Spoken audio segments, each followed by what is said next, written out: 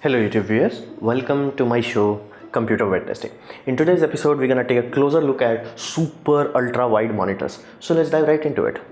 Now first you have to understand a bit of history around it. Now when basically video came along, as in analog video, the CRT TV came into existence. Now people agreed upon a ratio 4:3. Basically if you divide the width part of it in 4 pieces, you can put 3 on the height side. Now 4:3 is more or less 1 by 1, it's almost square, but a little bit of width is there. Now this became de facto standard for everything. Now you have to also understand at this point in time, cinema, as in the film camera that was being used, that was also recording more or less at the same point. So cinema industry decided to up the ante, because you have to understand, in early days there were only two options: either you had TV or you had to go to cinemas.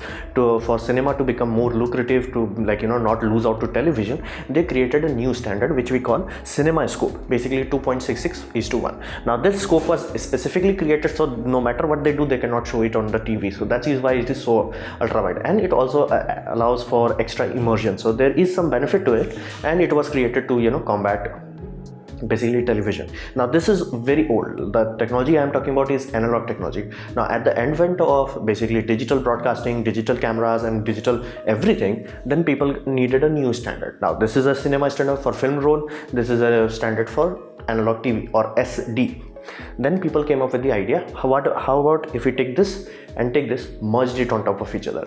So that way you get a square, basically a box with a ratio of what we call 16:9, aka the widescreen, aka what you are watching right now. So this is became the new standard, 1080p, the full HD standard. This is the whole, this TV that you are seeing is this ratio. So if you wanted to watch a cinema scope, you will get a little bit of letterbox from top to bottom, and if you wanted to watch basically old classic TVs, you will get letterbox on the sides. That was the whole idea. So basically 16:9 is the best of these two worlds. Now at this point in time, everything is becoming more or less 16:9, and this specifically became an issue because of Dark Knight. Because in Dark Knight, the movie switches a lot between these two. Basically they go from the cinema scope to full HD, and IMAX theater is also full, basically 16:9. IMAX theater are not made for 2.66:1 ratio. So IMAX specializes into that aspect. So at this point in time, we have basically only two aspect ratio that is key: the cinema aspect ratio and the full HD one. This is almost dead. So at this point in time, you have only these two things to worry about. Then we come to the aspect of computers. Now you have to understand, computers are our backbone. Many of you, maybe all of you that are watching this video, is making a living using computers. So computers are no longer a luxury to us. It is a necessity. So at this point in time, one monitor is not enough. If you have worked in any sort of creative professional, CAD modeling, or any sort of financing where you have to handle large amount of data, you know for a fact that one monitor is just not enough. You have to. Now it's not like you cannot do it in one monitor. If you are low on budget, yeah, you're gonna make do with what you have. But if you can have, you will want to have two monitors for programming, for vlogging, for basically live broadcasting situation. I used to work in 3D department, and had that. Like only one time I went into a studio, then they had single monitor. I'm like, no, I'm not even gonna try to get a job here. Like, no, just no. I'm like, from my institute to my studio to my basically clients, from Microsoft to Sony, all of them had dual monitor, and some even had triple monitors. So going back, like, it is not a luxury thing, it is necessity. If you try to do all that in one monitor, you will spend a lot of time switching back and forth between programs. That will be very, very inefficient. So we have to have it. It's not a desire, it's a necessity. So dual monitor became the de facto standard. Now yes, you have to understand this, from going from 2 to 3 monitors will not add too much, but going from 1 to 2 adds a lot. So computer industry, basically the manufacturers, they decided to help us along, and they thought, okay, cinema scope is there, it's not dying. Basically, even though IMAX is becoming popular, even though mastering for multiple ratios is popular nowadays, still cinema scope, basically that ultra wide, still retains its fee. So they are like, well, how about if we directly made a monitor for that? Digital monitors are easy to make for that. So they did. Now the benefit of that is, let's say you have only one monitor, or you can only afford one monitor, or you just want to have one thing. This is a very good compromise, because it is very wide compared to normal 16:9. And if any of you have opened the 3ds Max or Maya, you know the giant menu list, it comes at the side, it takes up a lot of space. If you can remove that to the other edges and you get a lot of viewport, that is really awesome. And same goes for Adobe Photoshop, basically any software that has timeline, be it DaVinci Resolve, be it Adobe Premiere. The timeline, if the longer the timeline, the more you can see. So it is a necessary luxury. Not luxury would be not correct word. Necessary boost to your productivity. So this became the benefit. And not to mention, many of us use our computer as de facto entertainment centers. In those scenarios, watching movies without any black bars is amazing. That's completely different. Like the immersion is on a completely different level, and that's how the director wanted you to see the movie. You have to understand that CinemaScope is not just a choice, because many times people use what we call achromatic lens. Basically there are adapters, because digital film sensors are not basically that wide, so they use normal sensor, but they use a lens, a morphic lens, to squeeze the image. So when you de-squeeze it in a proper basically ultra wide, it has a different feel to it. You will enjoy it once you see it, and there is certain charm to it, and especially in gaming also, because this, while it's extra wide, it's not that wide that game will break. Now of course there are some games that flat out does not work, but majority do work. So that's the ultra. However, it's still bottlenecked at the same point, is like it's still too small. Basically it's good, it's better than 16:9 for many production, but it's still not big enough. Basically you cannot say, okay, I will only buy one. You may have to end up buying two monitors for your production. So comes the savior, the new kid in the block, super ultra wide monitor. Now this is running on 32:9. There is nothing that has this ratio, nothing. Like, that's why I have nothing in brackets. There is nothing about this. There is no cinema, there is nothing that is short into this. However, it does need to have a curve. Basically a 16:9 flat monitor is possible.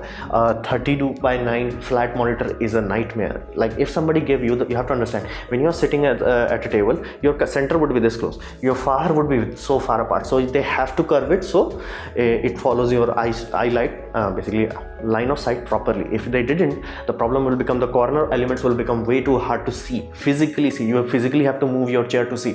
That defeats the whole purpose. So they have to have curve. Now this technology became very prominent and possible in nowadays because of LED and AMOLED displays. So that's why many of them have LED backlights. Almost none of them have old fashioned backlights. I mean, like, it's not possible to curve them properly. Like, you can curve them, but they have a lot of lighting issues. So these monitors are basically employing the latest and greatest we have in technology, and this has to have curve. That's why if you ever see a boxes of this, they look more like a basically square. They don't look like a normal monitor. If I covered it up, you will not be able to tell it has a monitor inside because of that curve. So the curve is very crucial, and if you are planning to buy it, please pay attention to the curve. Please pay attention to it, or just go to a shop that has it, because if the curve is good for you, it's awesome. If it's not, so of course, like, it's not gonna hurt you, but if you can get the perfect curve for you for your workspace, it's awesome. Now the consequence of this is very, very, very expensive. This is basically more expensive than Full HD when it became a reality. So at this point in time, these are upwards of 4 to 5 times more expensive than basically buying 2 Full HD or even buying 2 4K.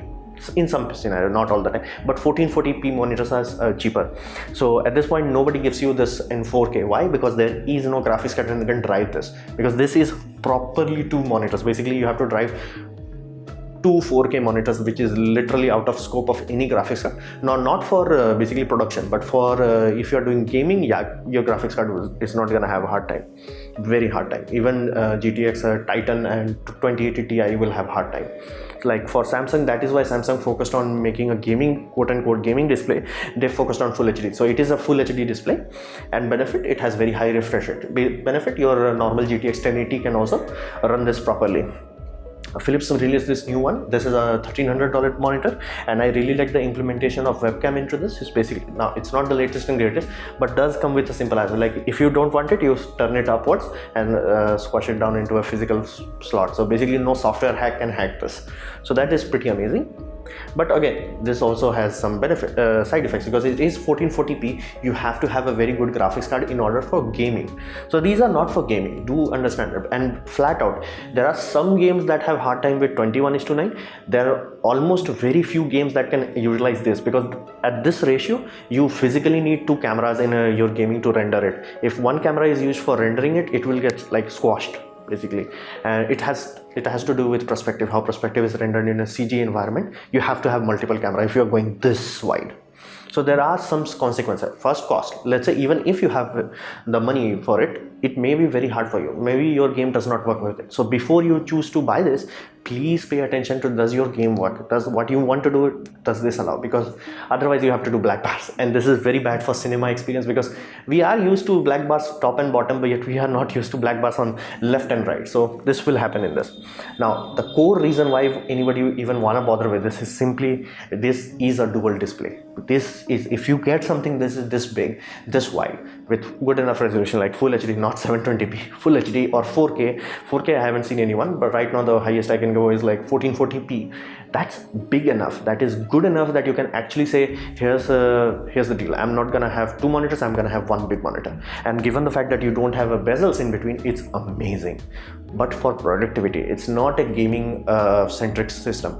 It is amazingly awesome, useful, and some games have multiple cameras for rendering purposes.